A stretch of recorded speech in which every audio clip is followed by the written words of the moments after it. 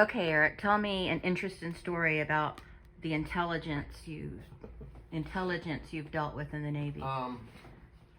Well, there was this piece of test equipment that we were supposed to get rid of.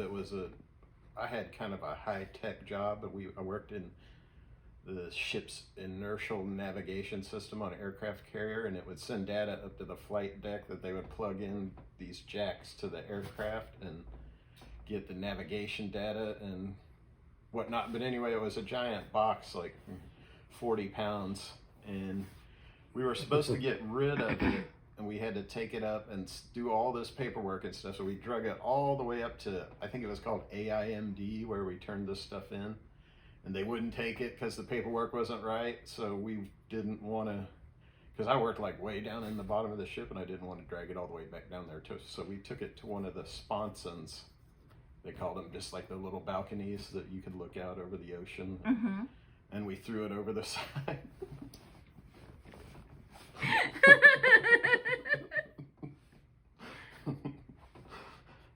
And we caused a man overboard bill in the middle of the night because they would have like watches stationed around the edge of the flight deck looking for splashes and stuff in case anybody or any equipment fell overboard. So the entire ship has to muster in the middle of the night, wake everybody. Well, I worked nights anyway, but the rest, the people that work days had to wake up. Did anybody ever jump overboard?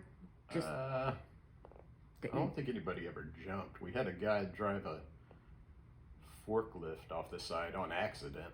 The whole forklift? Yeah. Oh, wow. Did he get I hurt? can't remember if it was a forklift or if it was one of those little tractors they used to move aircraft around on the flight deck. Yeah. He was okay. They wore like life jackets that would automatically inflate when they hit the water, and like these green dye packs would explode, so there'd be a big green spot in the water, so they could spot him easily. But they got him pretty quick. Yeah. They didn't get the forklift or whatever it was. Yeah. So when you caused the man overboard thing, did they find what you dropped in there? No. They just make sure everyone's on board. Oh, that's why Because they have the everybody muster. has to go to their workstation or wherever their muster station.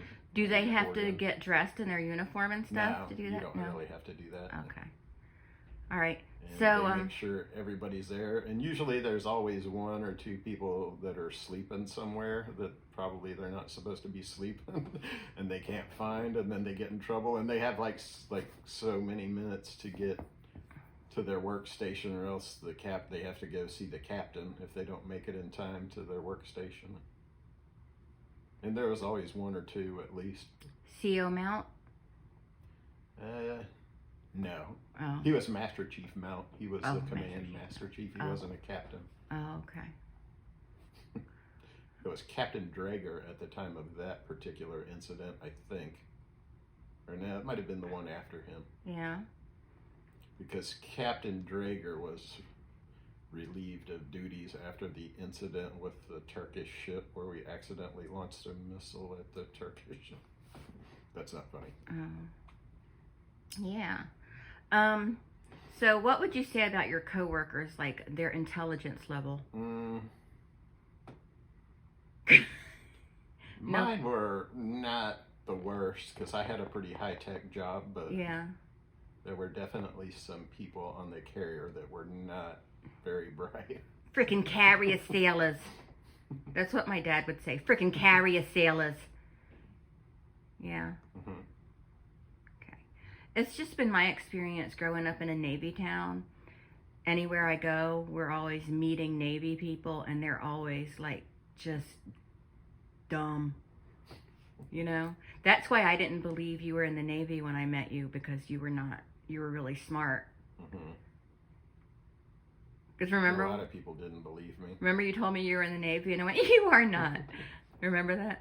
Yeah. I had pretty long hair too, because I would let it grow out on the top, because you didn't really have any regulations for like the top. You just had to keep it cut around your ears. So I had like a new wave type haircut or something. Yeah. Okay. Well, thank you for your input, Eric, Okay. about the Navy. Look at the guitar right there. I chose that guitar. I picked that one out. Okay. What was that, Eric? It was fun though. We lifted it up on the railing and pushed it off. We're like, fuck this thing. And then we hauled ass because we knew that someone might have seen it. And you never got caught or anything? No, we Would you have been in trouble? We would have been in a lot of trouble probably. Oh, okay. But now it doesn't matter because that was like Yeah, 40 I think years the ago. Statute of limitations is up on that one. Oh, yeah. Was that after we met or was that before That was before my time? probably before. Yeah. Yeah, that was before. Yeah. Because we met during the decommissioning of the Saratoga. Yeah. Right before you went to the Roosevelt. Mm-hmm. The Theodore Roosevelt. TR. Okay.